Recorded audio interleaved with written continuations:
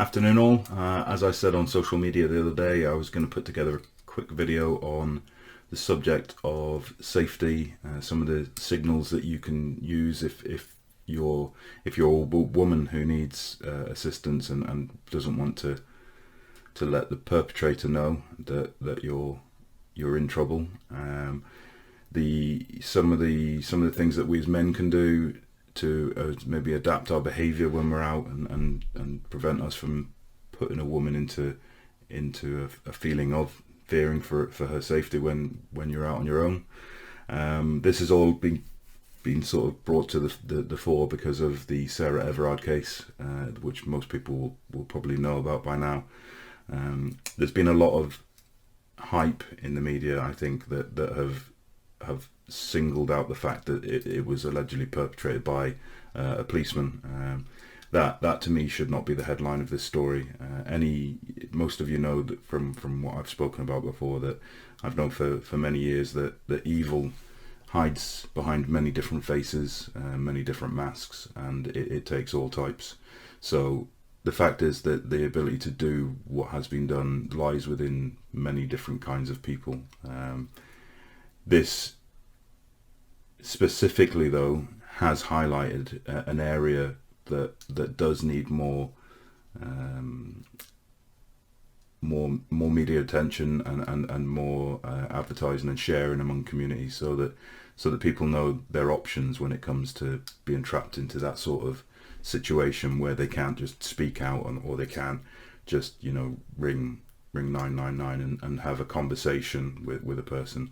So there are lots and lots of different ways of being able to communicate that fact in a safe way, but this all comes down to whether the person you're trying to communicate with knows what you're trying to say. So hence I say that this is what the headline should be, and it shouldn't just be a mention in another story. So what I wanted to do was just briefly, before I get into this, is say that I'm not doing this from a position of being a man, or talking about man protecting woman and that whole area that could get me into trouble talking about, because I was brought up a certain way, and that's how I am. I my wife will tell you that I'm the sort of person who walks on the outside when we're walking down the road, and it cracks Colleen up because she often says, "What are you going to do? Are you going to knock the car away with your massive thigh?" So I understand that it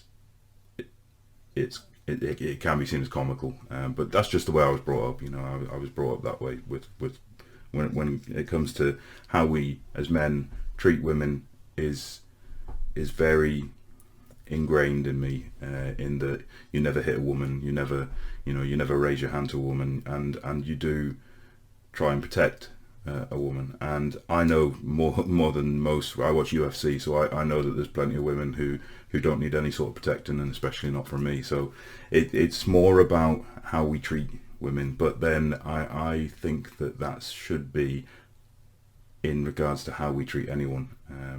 We shouldn't treat people harshly. We shouldn't be unkind to people, and we should do our best to protect people. So that's where this comes from. But I honestly believe that any woman should be able to walk down the street, no matter what time, day or night, on her own, and not have fear in the back of her head. And I also know that hasn't been the case for a long time for a lot of women, in that they do feel vulnerable when they are walking alone, more so at night. And that's the bit that gets to me, is the fact that we don't live in a world where you can do that safely and feel safe in your own hometown, or your own street where you live. So yeah, it's sad that we need to do this, and it's sad that I need to do a video that shows that there are ways of notifying people, but we do what we do until a time when we don't have to. So the first sort of thing that I wanted to talk about was something actually that was started at the beginning of COVID and lockdown, as there was quite a large rise in domestic violence cases, because people were forced to stay in their houses together. So victims of domestic violence who could normally maybe get out and get away and, you know, go and visit people or whatever it was to try and get away from the situation, that was taken away from them. So they were unable to do that. So one of the things that was brought in was a gesture that you could basically use to, if you were on a video call, or, you know, if the perpetrator of the domestic violence was out of the room and you were talking to someone on the phone, or you were talking to someone at the front door, this was designed to be a gesture that you could use to basically say to people, I need help, you know, please help me. I can't verbalize this to you, but I need help. And that was the thumb in, and then bring the fingers down over the thumb, and it was basically an indicator of I'm trapped, you know, I'm trapped, I need help. And if you as another person see someone give you that gesture, don't, you know, you don't need to start a conversation with them about are they okay, because there's a reason why they don't want to say and verbalize. So call the police, you know, as soon as you're away from that situation, you call the police, you say what you've seen, you say where it is, and let them deal with it, because they will be the best people to deal with that situation. And I suppose we just need to make sure that more people know about that sign and about that gesture, because, you know, it's the sort of thing that takes a lot of courage, I think, firstly to actually, you know, use that gesture, because it people who are in a position where they are being domestically violenced they are, you know, vulnerable. And to make that step from being the victim to making the attempt to prevent it and stop that is very brave. So for them to do that might be the one and only time that they decide they're going to make that gesture and try and get help. So we as a community need to be more switched on to that and know what that means and know what to do. So you may think, and I've seen it and thought, you know, in you know, Facebook posts and stuff, and may have thought, oh, it's a scam or all this, but it's not. It's true. It's a signal. You need to take it seriously, and you need to act on it if you see it. Another thing that I didn't know about until I started doing the research into this was that there's actually a code word scheme that pharmacies have brought into effect, and I believe it was started by Boots as it happens, but it's now being rolled out across all pharmacies. So it's called the ANI. So if you ring up any of the pharmacists, which should have trained pharmacy workers now, and you ask for ANI, basically ANI, so Alpha November India, and what that means is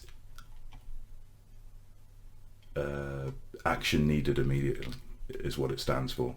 So you ring a pharmacist and ask for, you know, you need a prescription for your ANI, you know, and they should know what's happening, and basically they'll be able to then raise the red flags and get help, which basically means that they will then get in touch with either the police or domestic abuse services, so that they can put into action the plans which they have to help people. So this is the second of the sort of alert signals that you can use without tipping off the person who you have fear of. Another thing called iPhone Emergency SOS, and it's basically, iPhones have a feature which allows you to discreetly make an emergency call, and it will share your location at the same time. I think on more recent handsets, iPhone 8 onwards, you can press and keep holding the side button, and I think it's that or the volume button, and it discreetly makes an emergency call for you. So when you do this, emergency SOS slider appears, drag to call emergency services is another way of doing it. But if you continue to hold down the side and volume button, a countdown begins and a loud alert sounds, and if you keep holding it down until the countdown ends, your iPhone automatically calls the emergency services. I'm going to come on to something at the very end, which is something I found, and I was going to do a video on recently, but didn't get round to doing it. But I will mention it now. Talking iPhones again, iPhone 7 or earlier, you can get to the emergency SOS slider, which most iPhone owners will know just appears on the top, and you can slide it and it'll ring the police. You can do that by just rapidly pressing the side button 5 times. After the call ends, your iPhone will ping your emergency contact with a message that says you've called emergency services. It'll give your current location, unless you choose to cancel it. And you can manage your emergency contacts by editing your medical ID on the iPhone. It's called the Health app. You can edit your medical ID in there. So even if you've got your location services turned off, which I know a lot of people do, this will still notify people of your location. If you then were to move or be moved, then your emergency contacts will get an update for a specified time. I'm not sure what that is. I haven't looked into it in that depth, but there is a full walkthrough available, which I will put down into the description. So if anyone wants to have a look into that more in depth, they can do so afterwards. Samsungs, the Samsungs are all very different. So Android phones are different in the way that some things work. So they will all have similar types of systems in place with regards to emergency contacts and making emergency calls. So it's best to do a bit of Google feel on that, and depending on your model of phone, and hopefully you will get the information you need. If not, as always, drop me a message and I'll look into it for you. Something else that was launched back in 2016 is Ask for Angela, and this one is more about hospitality venues. So it's basically it was designed to help prevent sexual violence. You would often see lots of posters in venues, toilets, that sort of thing, saying that you can go up to a member of staff basically and ask for Angela.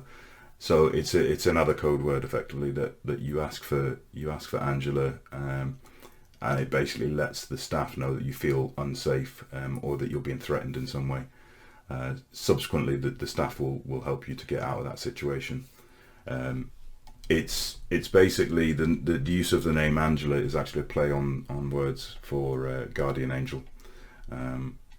A very good campaign, and something that again we should let people know about so that it can help. 999 calls have always been an interesting one, because silent 999 calls won't necessarily always mean that there's an immediate action or immediate sending of resources. So the police watchdog actually launched a campaign to raise awareness about this.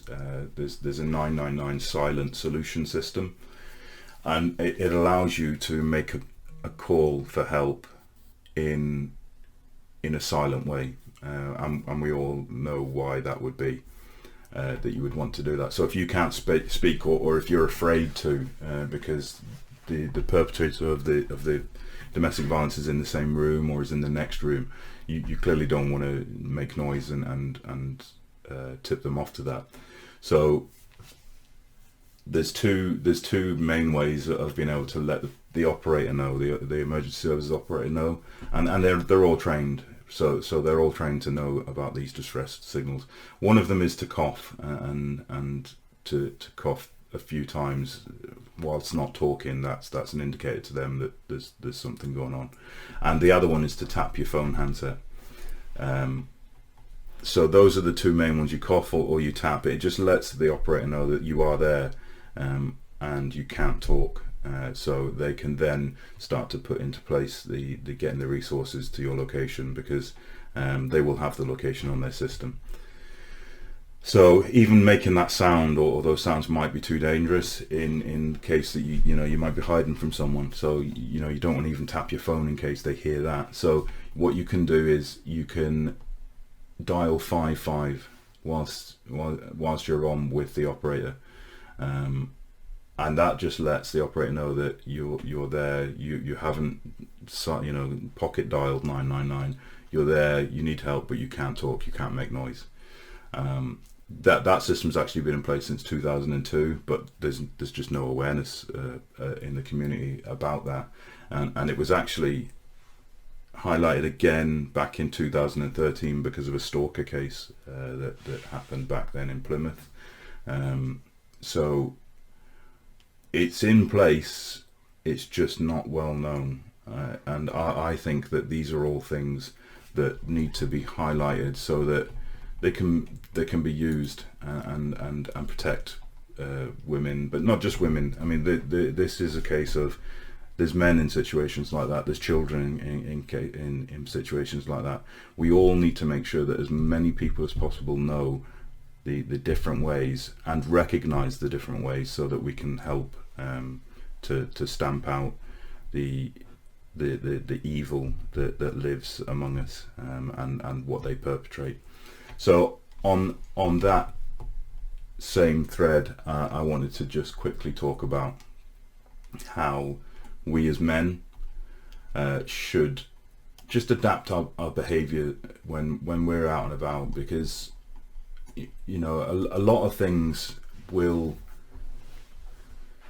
seem innocuous, but if you have two or three of those things in a situation, and you add the fact that it's evening time and the streets are quiet, these things can become very, very fear creating, in that just walking down the road behind a woman who's on her own, who's walking in the same direction as you, that can be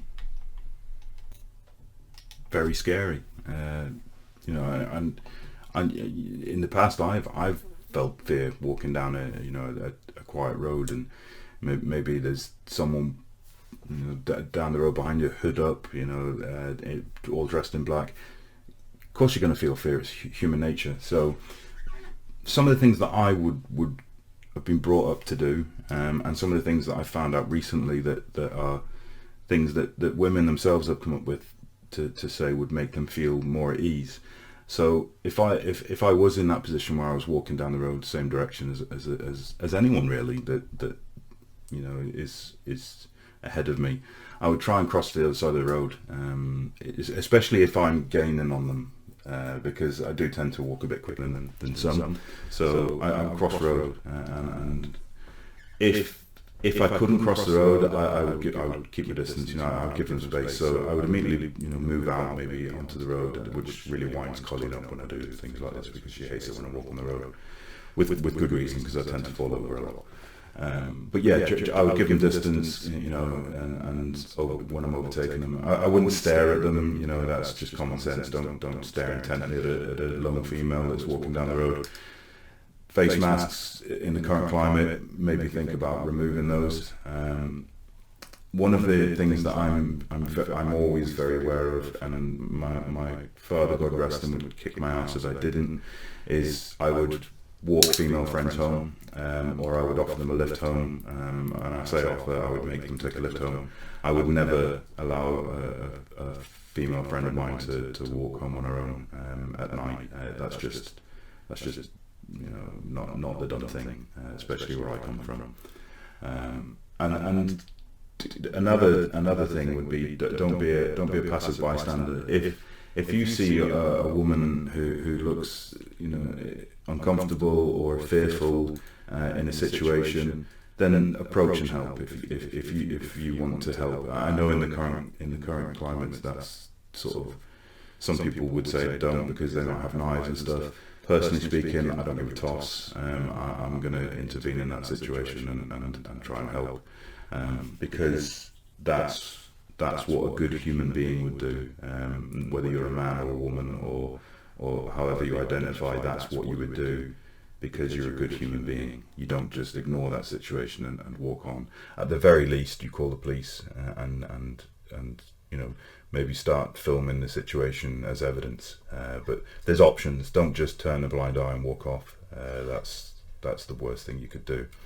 And the very last thing I wanted to talk about was something called Hollyguard, which is an app I found out about a while ago, as I mentioned, and I'd been doing some testing on it, and it was an app that was created because of this girl here, Holly, who was murdered by an ex-partner of hers who basically you know, wouldn't let it go. So this app is pretty amazing, to be honest. You can configure it so that it will have all of your, you can have security contacts set up, and you will basically, when you activate it, you turn it on and make it active when maybe you're out walking home or what have you, and you're on your own and you don't feel very comfortable.